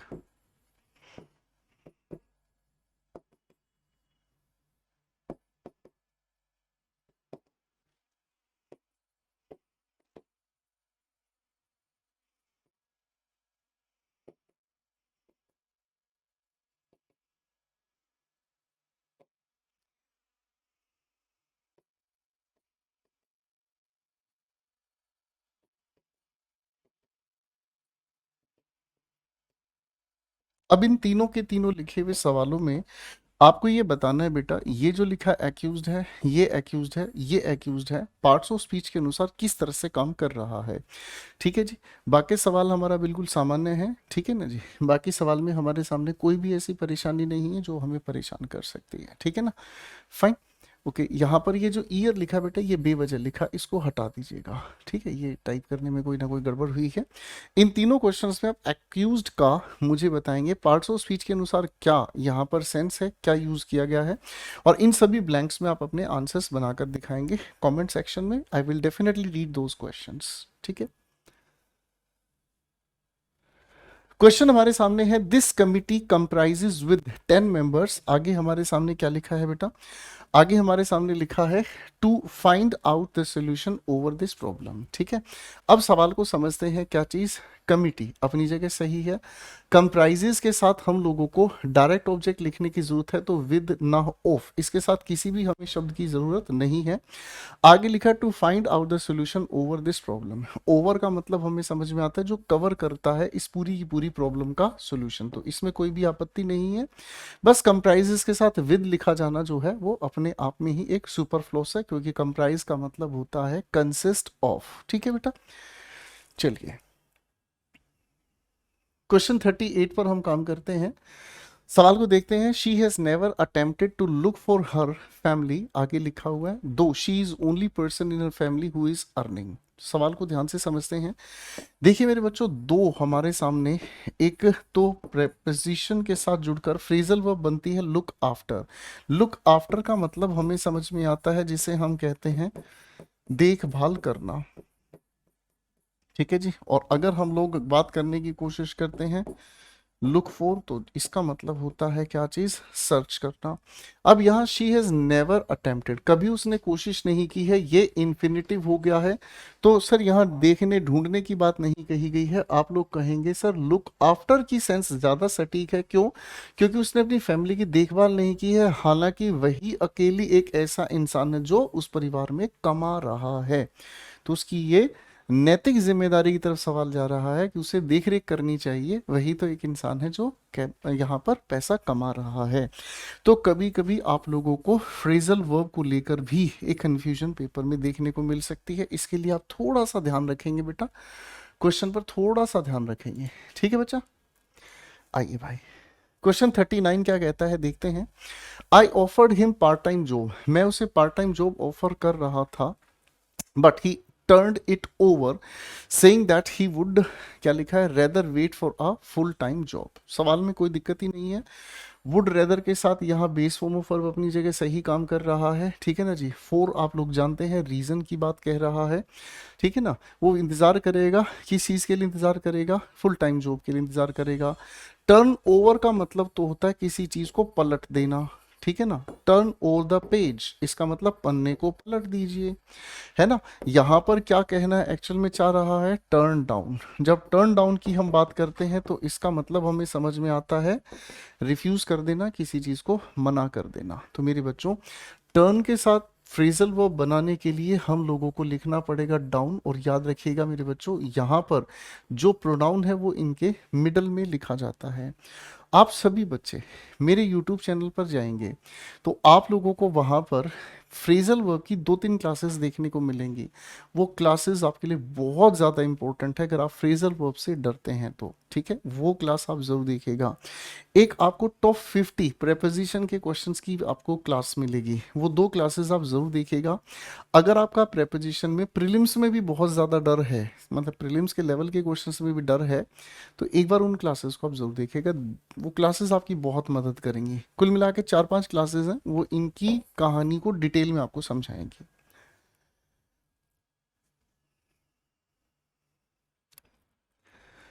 आइए बच्चे, क्वेश्चन को ध्यान से देखते हैं। सेवरल प्रोमिनेंट फिगर्स, बहुत सारे जो फेमस लोग हैं इन्वॉल्व इन द स्कैंडल, वो इन्वॉल्व है, इन्वॉल्व के साथ इन अपनी जगह कायदे से सही है, स्कैंडल। और रिक्वायर्ड टू अपीयर लिखा है, रिक्वायर्ड टू अपीयर, रिक्वायर्ड के बाद ये इन्फिनेटिव सही जा रहा है, क्या है आगे, टू द इन्वेस्टिगेशन कमिटी।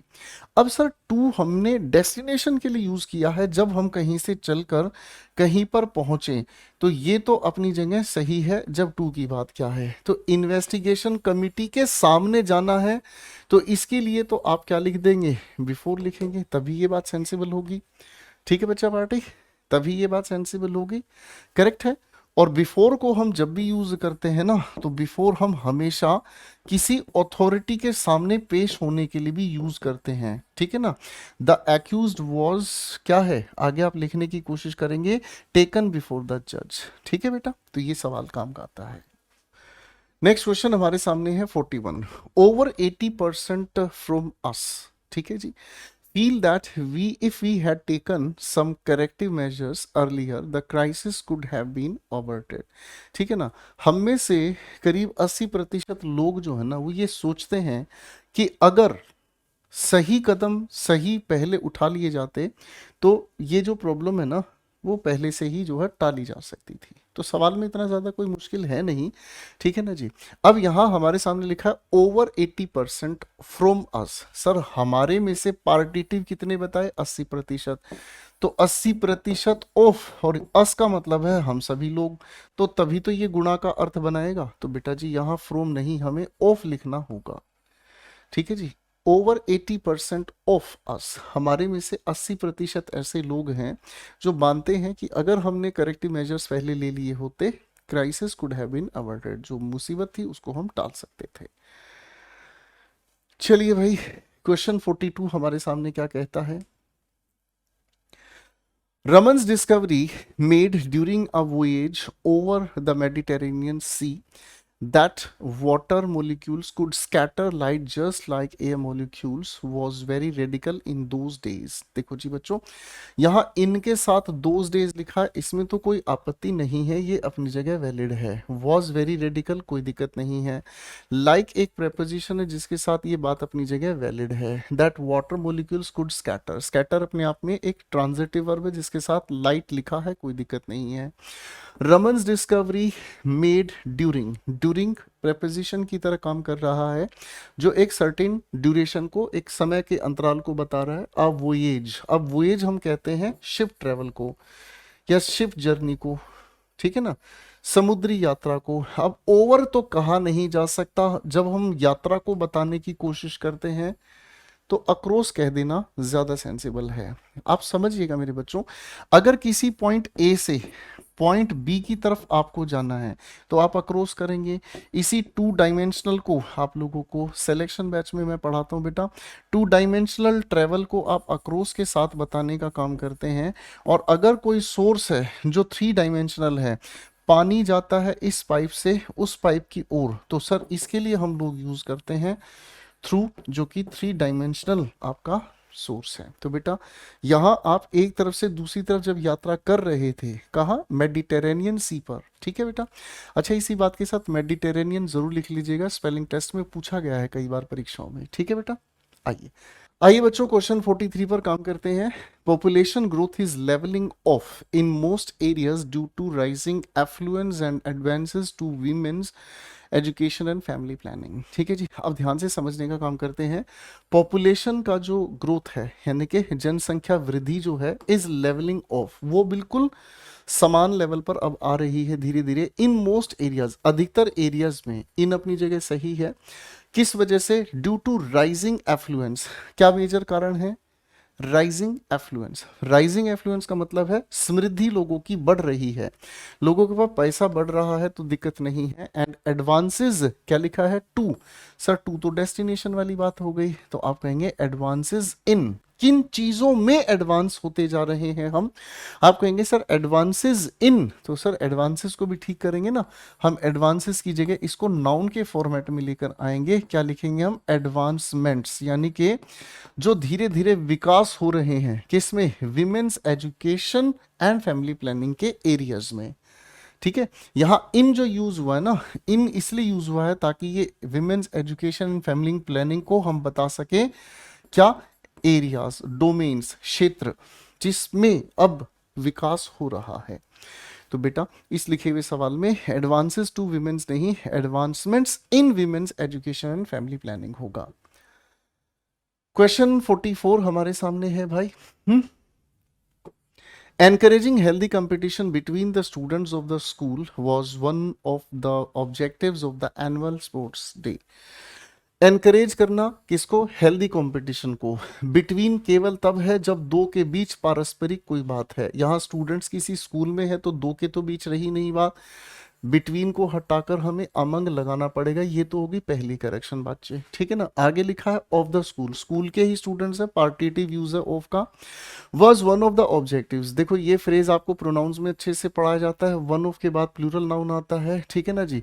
आगे क्या लिखा? ऑब्जेक्टिव। ऑब्जेक्टिव किसके बना रहे हैं? रिलेटिव स्टडी कर रहे हैं हम, एनुअल स्पोर्ट्स डे। तो बस एक ही छोटी सी गलती है बेटा, बिटवीन को हटाकर आपको अमंग लिखना है, दैट्स इट। करेक्ट होगा बच्चे। अब अगले क्वेश्चन को ध्यान से पढ़ेंगे बेटा।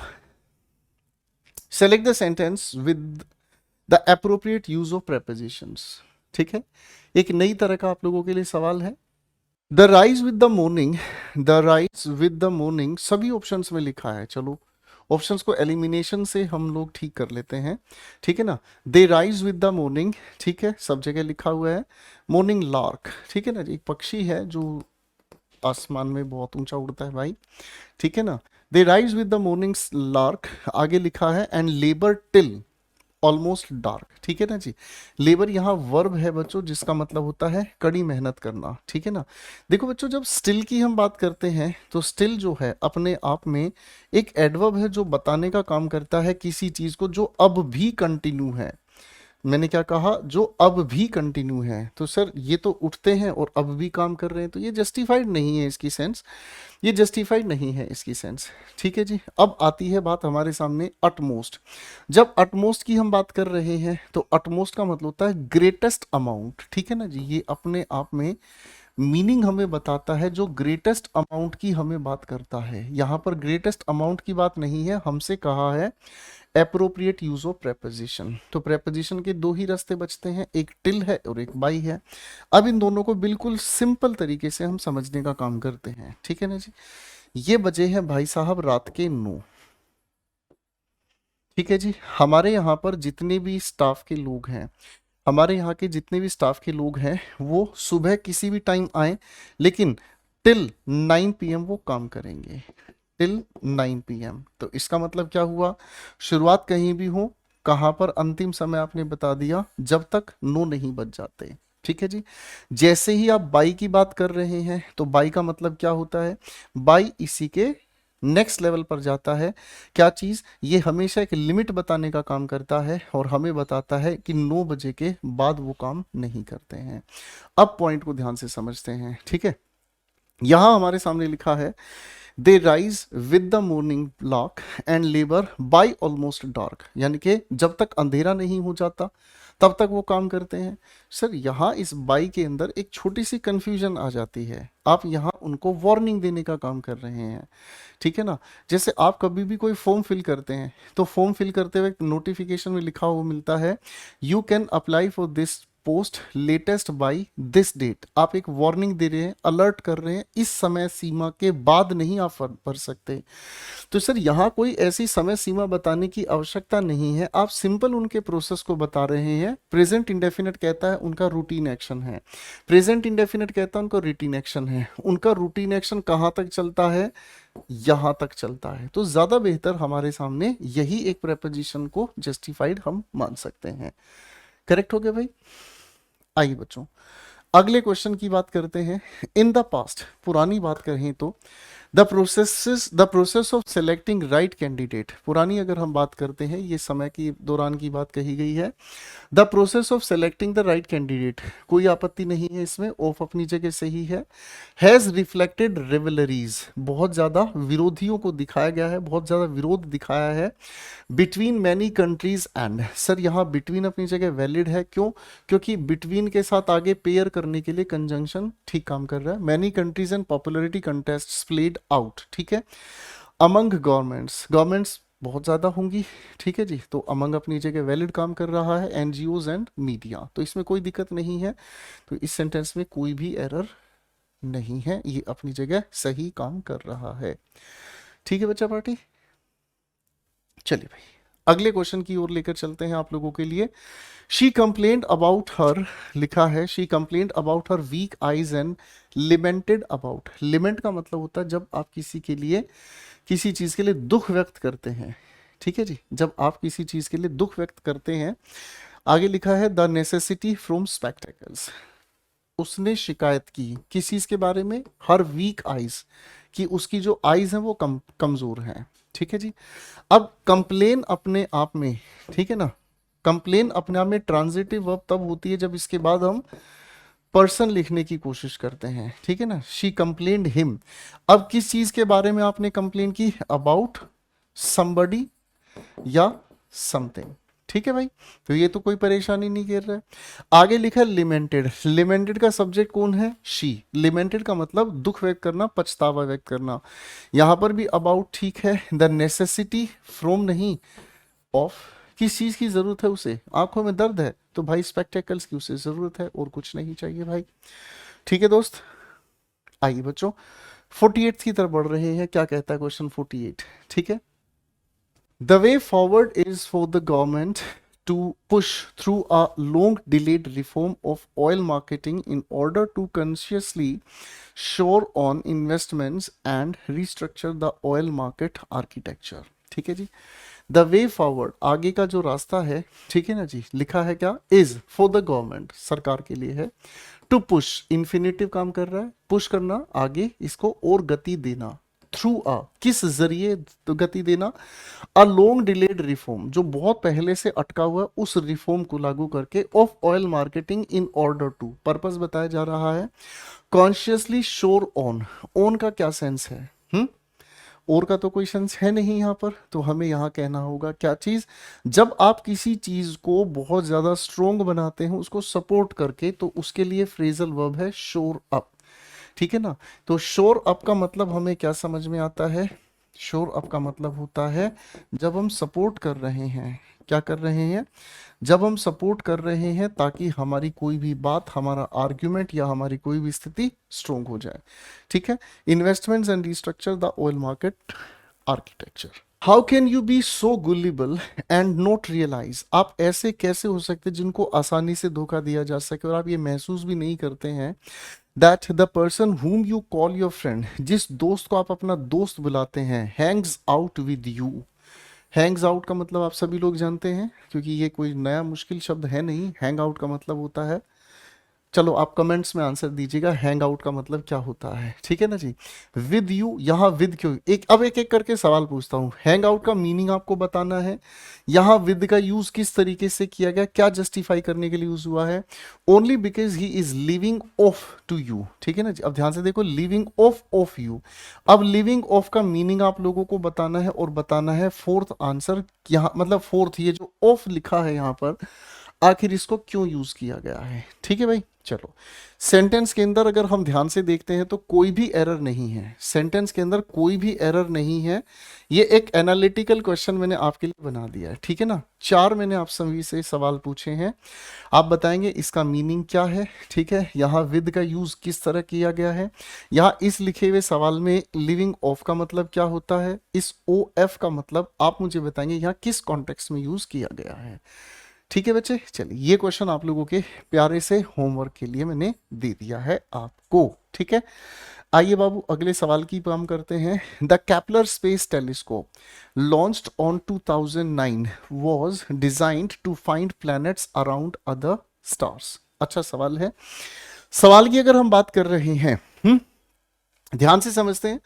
ये है भाई एक टेलीस्कोप, लॉन्च्ड ऑन, जब हम किसी ईयर की बात करते हैं या फिर हम किसी मंथ की बात करते हैं, मैं अगर किसी सीजन की अगर बात कर रहा हूं, या फिर कोई भी ऐसा फेस्टिवल जिसके अंदर ड्यूरेशन होती है कुछ दिनों की, ठीक है ना, जैसे इन नवरात्रि, तो इनके साथ हम इनका यूज करते हैं, जबकि ऑन यूज किया जाता है किसके लिए, स्पेसिफिक डेट या स्पेसिफिक डे के लिए। तो 2009 की अगर बात कही है तो यहाँ पर इनका आप प्रयोग करेंगे। ठीक है जी, है ना, फाइन। अब आपके लिए एक छोटा सा सवाल मैं पूछ रहा हूं, आंसर दीजिएगा, ठीक है ना। पीपल फास्ट, ठीक है जी, अब आप मुझे इसका आंसर बताएंगे। ठीक है जी, चलिए थैंक यू सो मच, आज के लिए इतना ही मेरे प्यारे दोस्तों। और मैंने आप लोगों को कहा है English with Gopal Verma YouTube channel पर आप जाएंगे, वहां पर फ्रेजल वर्ब्स की 2-3 क्लासेस आपको देखनी है, बहुत ज़रूरी है। फ्रेजल वर्ब्स कैसे काम करती हैं, कितनी तरह की होती हैं, फ्रेजल वर्ब्स ट्रांजिटिव्स कौन सी होती हैं, इंट्रांजिटिव कौन सी होती है, फ्रेजल वर्ब के बेसिस पर किस तरीके से इनको हम स्प्लिट कर सकते हैं। और फिर एक क्वेश्चन हमसे पूछा जाता है, कौन सा भाई, कि प्रेपोजिशन के चुनिंदा सवाल कौन से हो सकते हैं।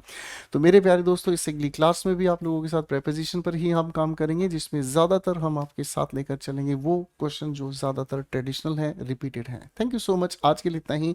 और वीडियो को लाइक और शेयर करना बिल्कुल नहीं भूलेंगे। मस्त रहिएगा, मेहनत कीजिएगा। Bye everyone.